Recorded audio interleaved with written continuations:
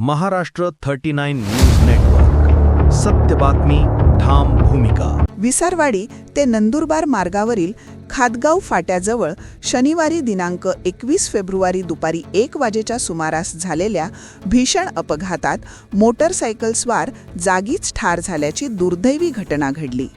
या प्रकरणी संबंधित इको वाहन चालकाविरुद्ध गुन्हा दाखल करण्यात आला असून पुढील तपास सुरू आहे. मिळालेल्या माहितीनुसार ज्ञानेश्वर बाबूराव सरदार वय 41, मूळ राहणार चोपडा, जिल्हा जळगाव, सध्या राहणार अभिषेक अपार्टमेंट, वर्धमान सोसायटी, अमरोली, सुरत, हे त्यांच्या ताब्यातील होंडा युनिकॉर्न मोटरसायकल क्रमांक GJ05FV 9969 ने विसरवाडीहून नंदुरबारकडे जात होते. त्यावेळी समोरून येणाऱ्या इको कार क्रमांक MH01BB 1273 चालक सुफियान अहमद मोहम्मद सलीम, राहणार हजारखोली, आयसानगर, तालुका मालेगाव, याने वाहन भरधाव वेगात, निष्काळजीपणे व बेदरकारपणे चालवत मोटरसायकलला जोरदार धडक दिली.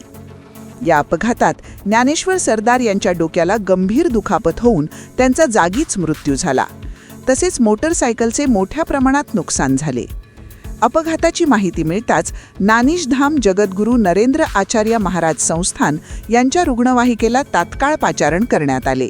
रुग्णवाहिका पायलट सुरेश वसावे यांनी जखमी ज्ञानेश्वर सरदार यांना तत्काळ विसरवाडी ग्रामीण रुग्णालयात दाखल केले. मात्र तेथील वैद्यकीय अधिकारी डॉक्टर प्रमोद वळवी यांनी तपासणी करून त्यांना मृत घोषित केले. घटनेची माहिती मिळाल्यानंतर विसरवाडी पोलीस ठाणे येथील सहाय्यक पोलीस निरीक्षक नरेंद्र साबळे यांनी घटनास्थळी भेट देऊन पंचनामा केला. तसेच मयताच्या कुटुंबियांना घटनेची माहिती दिली. या प्रकरणी फिर्यादी सुनील भाईदास शिरसाट, राहणार सुरत, गुजरात, यांच्या फिर्यादीवरून इको चालकाविरुद्ध भारतीय न्याय संहिता कलम मोटर वाहन कायदा कलम प्रमाणे गुन्हा दाखल करण्यात आला आहे. या गुन्ह्याचा पुढील तपास सहाय्यक उपनिरीक्षक रामचंद्र मोहने करीत आहेत. या दुर्दैवी घटनेमुळे परिसरात हळहळ व्यक्त होत असून मयत ज्ञानेश्वर सरदार यांच्या पश्चात कुटुंबियांवर दुःखाचा डोंगर कोसळला आहे.